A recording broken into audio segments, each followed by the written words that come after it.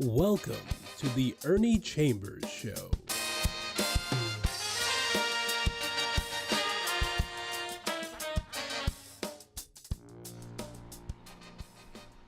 Brothers, sisters, friends, enemies, and neutrals, I'm going to go through a few articles today, spaced down through the years to show what opinions people have had of me and the work I did in the legislature. And it'll give an idea of some of the things that I've done, because people don't pay much attention to activities in the legislature while it's in session. And frankly, it can be kind of boring, kind of repetitious, so I understand. But this article is from 1983, and I'm using it to show the kind of issues that I was dealing with all the time. Now, that's 41 years ago. Bill to equalize pension benefits for men, women, goes to Governor Carey. This is what I did, the only black man there, and all of these white men, and the vast majority of women affected by this problem were white. But sometimes it takes a black man to do that which ought to be done. Gender could no longer be a factor in figuring pension benefits for state and county workers under two measures given final legislative approval Wednesday and sent to Governor Bob Carey. Legislative Bill 210 and 210A, the A is the money bill, were approved in the legislature despite last-minute debating triggered by two kill motions that were offered and withdrawn. The motions were parliamentary maneuvers used to permit discussion of the bills at the final legislative stage. The bills, which would equalize pension benefits of female state and county employees by raising them slightly while lowering those for male workers, were passed with relative ease. Why were these men willing to shortchange women when it came to pensions? And the bad thing about it, government workers, the government which is supposed to set the standard, set the example. But discrimination against women has always been the standard. And no white people thought to do this, and the ones who fought against it were white. Let me scramble right along. The vote to pass LB 210 was 28 to 19. 19 white people didn't want to do this, while the appropriations measure accompanying it was given 30 to 19 approval. Senator Jerome Warner of Waverly said 30 votes were necessary for the funding measure because it exceeds the governor's budget. Senator Patricia Moorhead of Beatrice said passage was a significant step. I'm pleased, she said. It's a magnificent advancement for women. Well, why didn't the white people do this before I came? It was their women. I'm the son of enslaved people. We've always been deemed inferior. We were owned and treated like cows, pigs, and chickens. Our women were trafficked. They were raped. Their children sometimes were killed as they were being born. Yet it took a black man to do something that should have been embedded in the idea of fundamental justice. For those who may not be aware of it, when you are a state employee, a certain percentage of your salary is taken out and put in a pension fund so that when you retire, you get this amount of money. And the same percentage that was taken out of the man's salary was taken out of the woman's salary. But when time came to collect, women got a lesser amount. And some people have heard me say this before, but it was unfair, because when a woman went to the store and bought a loaf of bread, the storekeeper didn't say, well, I know you used to work for the state. I know that when you get your pension benefits, they're less than what men get, so I'm going to charge you less for a loaf of bread. Never. And we know that would never happen. But that shows how in the real world, these things can have a damaging effect. And that would be the case as long as that woman lived and drew that pension. She was getting less than what men were getting.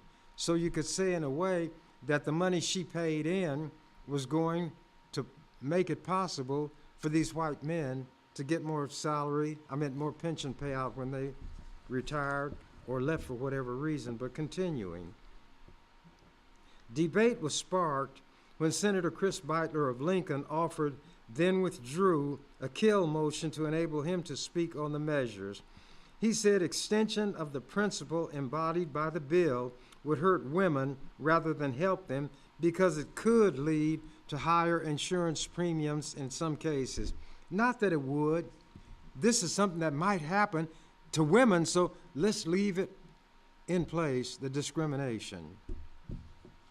Quote, today, life insurance rates are generally, not always, 15 to 20% cheaper for women than for men, he said. Well, women live longer, so they're going to pay for their insurance policy for a longer time before their family collects on it. He said automobile insurance rates range from 18 to 66% cheaper for women than men now, and those are based on the driving records of people. Everybody knows, almost instinctively, that men are less cautious in driving than women. They have more accidents, and the accidents are more serious. Beitler also said there is a case related to issues raised by this bill pending before the U.S. Supreme Court, and Nebraska should await direction from the High Court. No, if we have a conscience and believe in morality and fair play, and Nebraska is such a good Christian state, then let us do what is right, what is moral, what is fair. We don't need a Supreme Court in Washington, D.C. to tell us in Nebraska what to do. But it took somebody like me, an outsider, a man generally scorned and hated, to do the right thing. But that makes me think of a guy a long time ago. He was scorned, he was hated, and all he did was good. If he saw somebody blind, he would make that person able to see. If they were deaf, they'd be able to hear.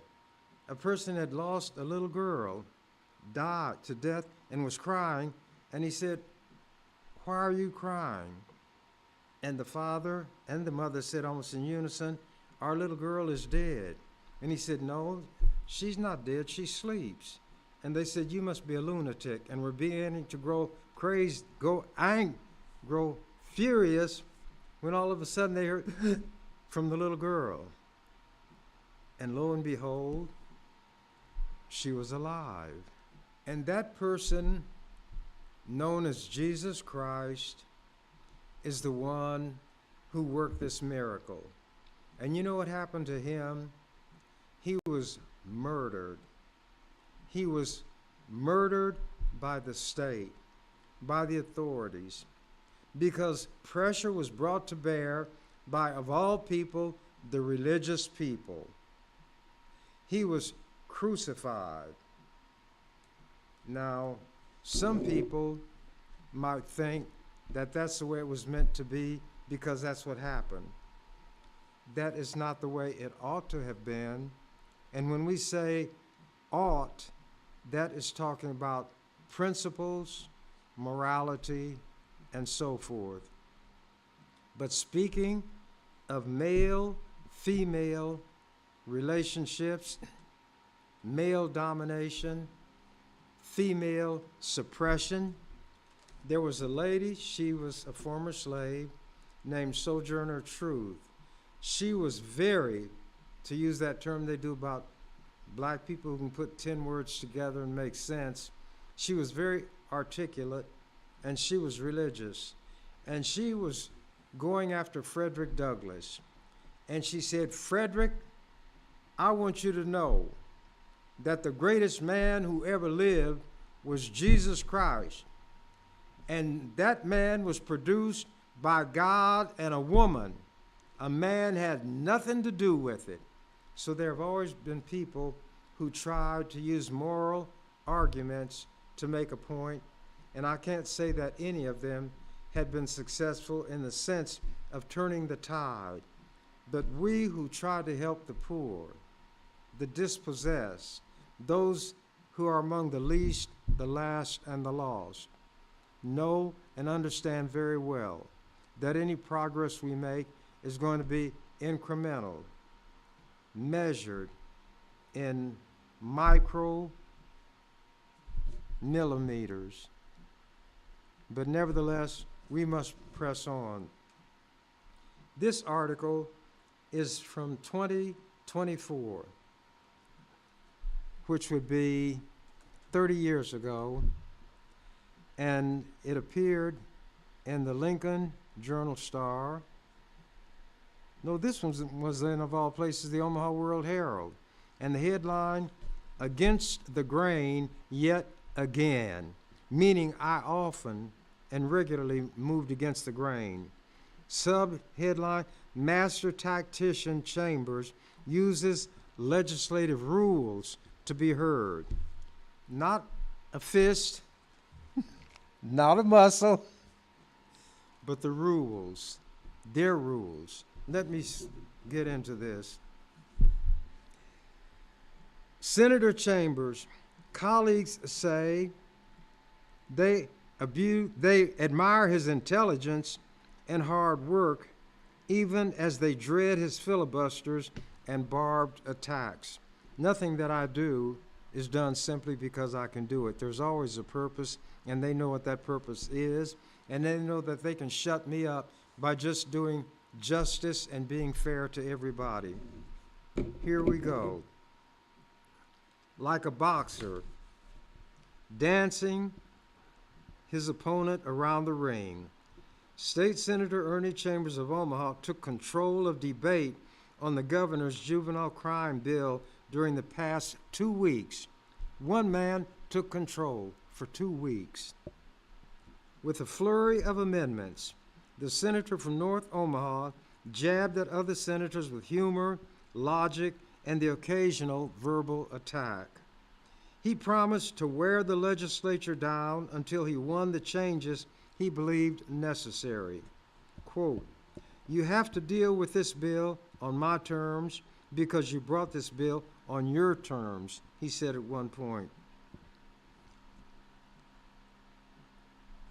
Senators and lobbyists said the performance was typical of Chambers, right down to the compromises and concessions that eventually led to Thursday's vote to advance the bill. I know that they're hard-headed, and I've got to punch and punch, and I know that they're going to run out of gas, run out of patience, and even the governor will tell him, you know he's not going to back off till he gets his way. So give in as little as possible, but give in because we must move on. Continuing.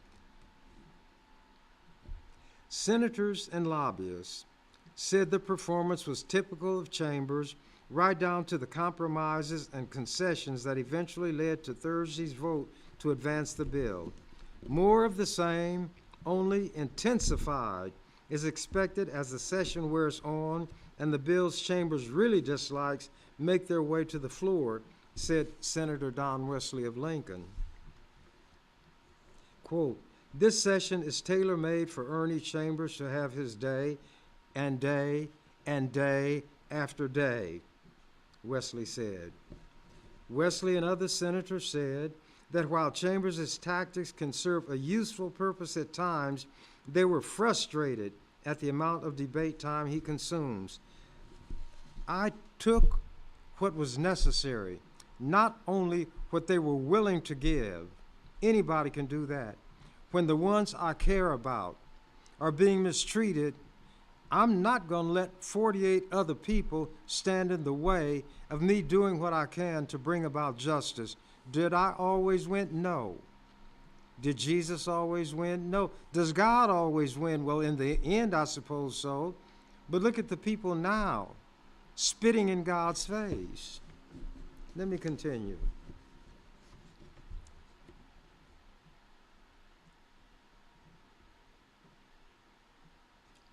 Wesley and other senators said that while Chambers' tactics can serve a useful purpose at times, they were frustrated at the amount of debate time he consumes. However, senators said, the legislature lacks the desire to use its rules to curtail chambers. No, they didn't lack the desire, they lacked the know-how. They tried every way they could, and I always found a way around them.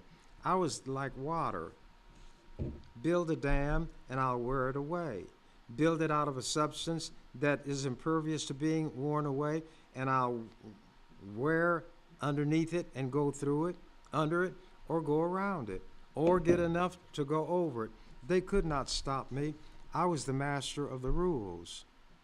How did that happen? I studied them. I understand logic, but most importantly, I understand people. And the one who has the strongest will is the one who will prevail. And when I was on what they call a tear, for the least, the last, and the lost, anybody who was in my way would get run over, so to speak. Wesley described the juvenile crime debate as spring training for more controversial proposals such as welfare reform and mandatory minimum prison sentences. They know what it is that I'm opposed to. Chambers 56. To be a young, youthful 56 again. When, as Billy Joel said, when I wore a younger man's clothes. Chambers 56 is not the only senator in the Nebraska legislature to employ the tactics of delay and filibuster, but he probably does it the most, and he is best at it. And in the opinion of some senators, he's the most skilled at it. Some observers said that Chambers, now in his 24th year as a senator, has increased his use of such tactics in recent years. You use what works. Senator Eric Will of Omaha, the chairman of the legislature's Rule Committee, said, Chambers knows the rules of debate better than any other senator. Whose rules are they? The white people's. Who adopted the rules? The white people. And they adopted rules that they thought would stop me. But woe upon them, they never could do it. He not only knows the rules, said Will, he knows how to use them to his purposes. In the past several years, Chambers has been prominent in filibusters against anti-abortion bills, pro-gambling bills, and reform of the Workers' Compensation Court. He led the 1987 filibuster against LB 775, a major business incentive measure that eventually passed, but with some changes because of what I was able to get. I can never get everything that I want. If I had been able to get everything I wanted, the millennium would have come, because everybody who was hungry would be fed. Everybody who was sick would be made whole. There would be no poor, no sadness, no sorrow, no trouble. And I never got that. And it hasn't happened yet.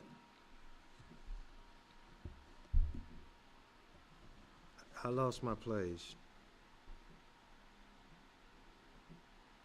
Last year, a proposal for a half-cent sales tax to finance improvements of Omaha City Auditorium died when Chambers threatened to filibuster it, and other senators said they opposed it.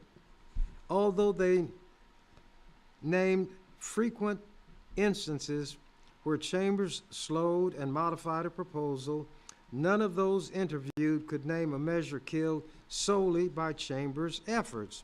Right. Other senators had to vote the way I wanted them to vote. So there were others, and there were some who even joined the discussion and the debate on the side that I adopted, because even the worst of them had things he or she cared about, and at those points would step forward. And when they were doing the work, I didn't say anything. It was unnecessary. I wouldn't pour water on a drowning person. Chambers said that Chambers sees that as no reason to quit trying.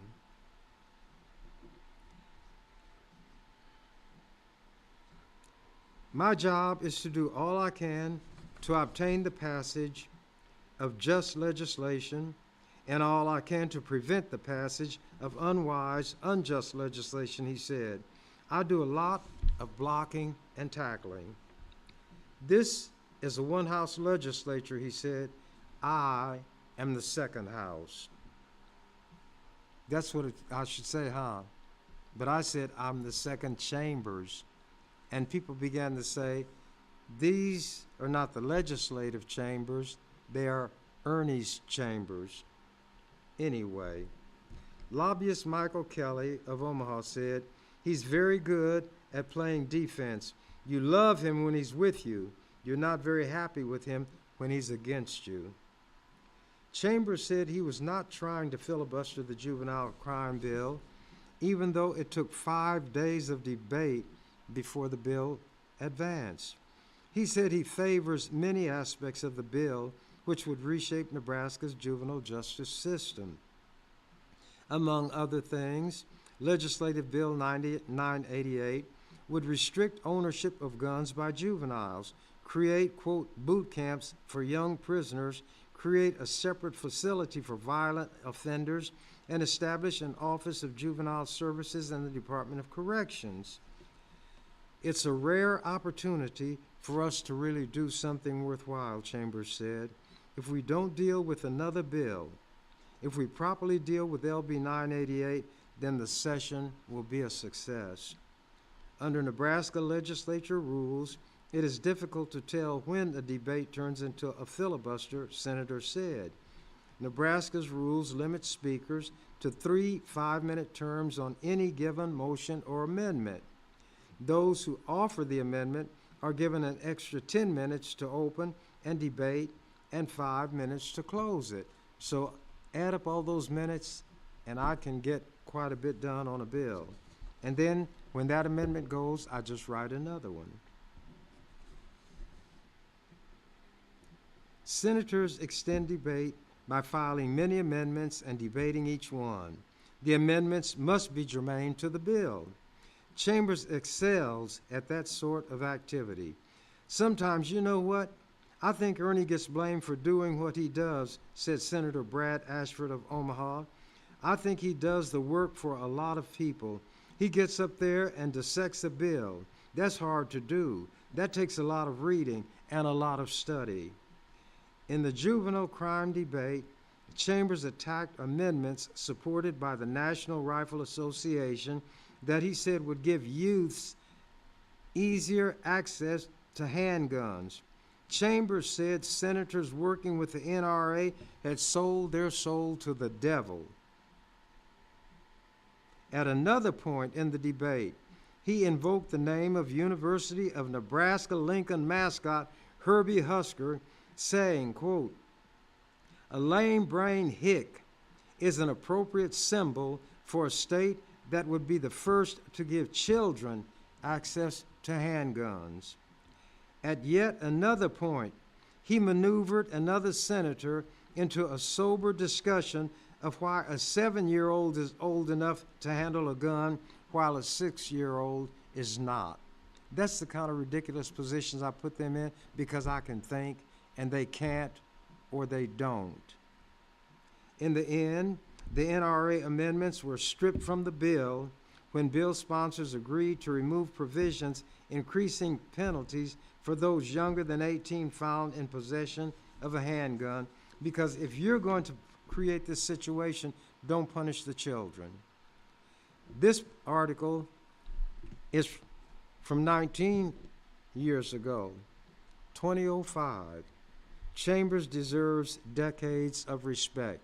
And like Old Man River, I'm still rolling along. This was in the Daily Nebraskan, the student newspaper, so it's what the young people thought about what I was doing. He's loved and hated.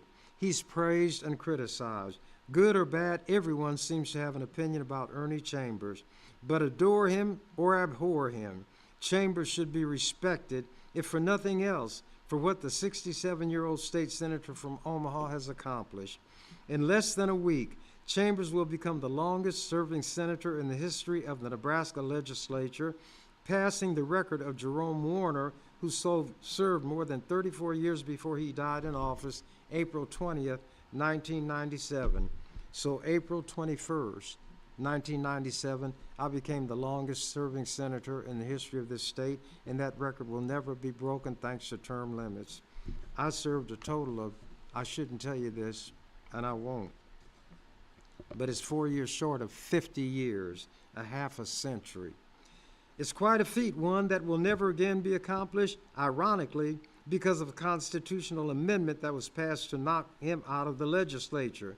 That was term limits.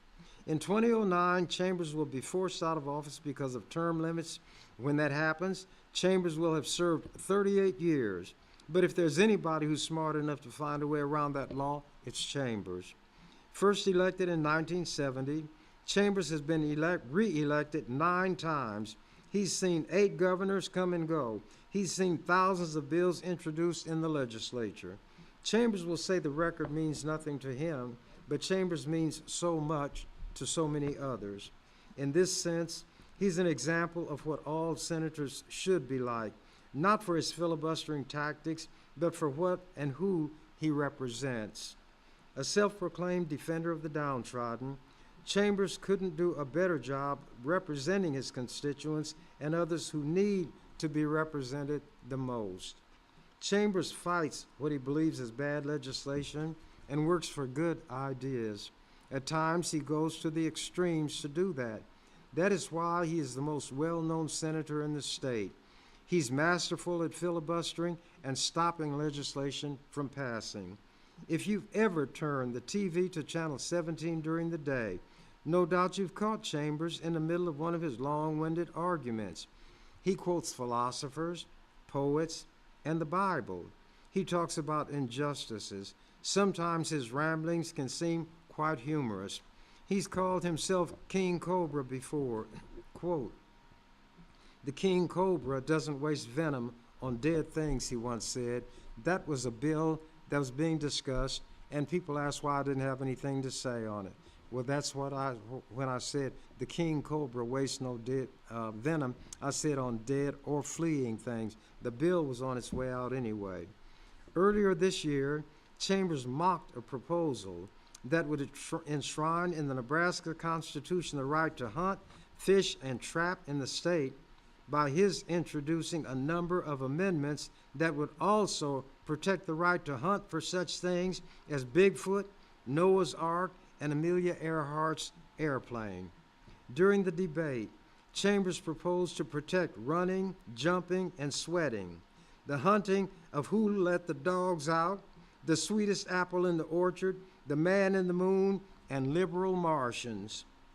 This state, this is a quote from me, "This state is not going to ban fishing, hunting, and trapping," Chambers said at one time. "And if you think so, you need to go get some medication because you have some chemical imbalance in your brain because it's not functioning." It may seem pointless for him to spend the legislature's time with such comments, but he's doing it for a reason, and he's been doing it for close to 35 years. Therefore, he deserves decades of respect. And my time is flying. I'm going to try to get through this before my time runs out. Another side of Chambers, a romantic.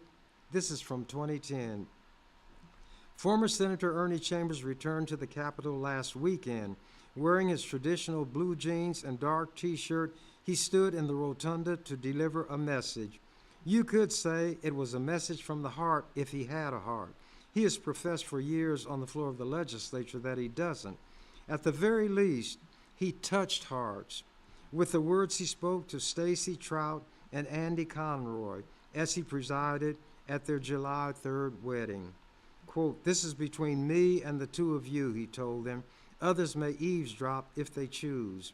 Stacy and Andy met at the Capitol when she worked for Omaha Senator Brad Ashford and when he was hired too for a time. It was fitting, she said, to ask the man who sat next to her for so many Judiciary Committee meetings. She was committee counsel, he the long-standing member, to marry them. "I couldn't think of anyone better, more appropriate," the bride said. He was part of our experience in this place and this time in our lives. Chambers presided at the courtyard wedding of another Capitol staffer last summer, and earlier that year, he participated in a wedding of a New York couple who traveled to Nebraska to be married by me. The agnostic senator who frequently brought up biblical history and theology in legislative debate became a credentialed minister in January 2009 through the non-denominational Universal Ministry. In Nebraska, any ordained minister, judge, or clerk magistrate can officiate a wedding and does not have to register with the state. By the way, I performed the first and only gay marriage in the rotunda of the legislature between two legislative employees. I did that. And I said, in that room, pointing to the rotunda, are some of the most hateful people in the world, and they would do all they could to stop what's happening now, but they can't stop it because I'm the one involved. Chambers said when young people invite him into what is the most important moment in their lives, it is meaningful. He contributed, quote, sincere and very personal advice, unquote, Stacy said. It was very special. Despite love's inevitable ups and downs, he said, it must never be allowed to deteriorate into a fickle thing that parodies true love, nor into a quid pro quo or a barter situation. In exchange for this, I'll give you that. Perfect love casts out not only fear, but jealousy, doubt, and distrust. Aim for that level of perfection, he told them. No matter how elusive it may seem, it is worth the effort. It is what the daily effort and attention are about. Let me turn a corner here, he then said. Quote, there must be that magical and enduring combination of heart and mind, so that when the heart, that organ of romance, whimsy, impracticality, and emotion, falls into one of its unpredictable moods and goes off on vacation, AWOL, the mind comes into play and asserts its wisdom, practicality, and stabilizing influence. It saves the day by holding the fort until the heart regains its balance and love flows again. Be ever lovers, he advised, but never cease being friends. And then he pronounced them friends and spouses, invoking the Vulcan admonition to live long and prosper. Success, Chambers told the couple during the ceremony, is premised upon expectations. I expect this marriage to be as strong and last as long as the Roman Empire, he told them. But he cautioned that the relationship must be consciously and deliberately worked on each day. As much effort must be put into nurturing it as is exerted by elite athletes, top-flight lawyers, and consummate musicians in honing their skills and keeping them sharp, he said. Being a lifetime commitment, it cannot be permitted to drift aimlessly, unattended to. And outsiders or meddlers should not be allowed to interfere. You are marrying each other, he said, not each other's families or friends. Referring to himself, Chambers said, a hard life makes a hard man.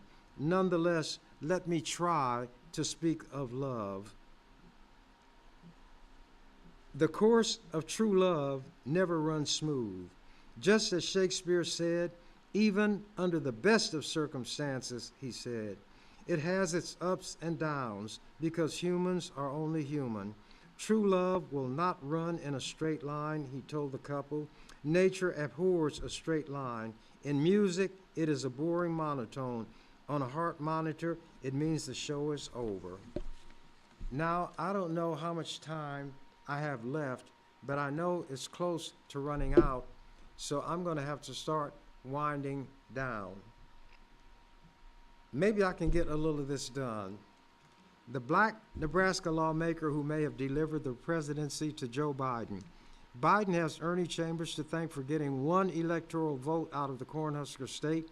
The nation has a lot to thank Ernie Chambers for, in fact. This was from a national magazine called The American Prospect, and this was in 2020. As unlikely as it may seem, Nebraska may have clinched Joe Biden's presidential victory and steered the country away from electoral college gridlock. Nebraska, like Maine, has a unique electoral system where the voters are split up.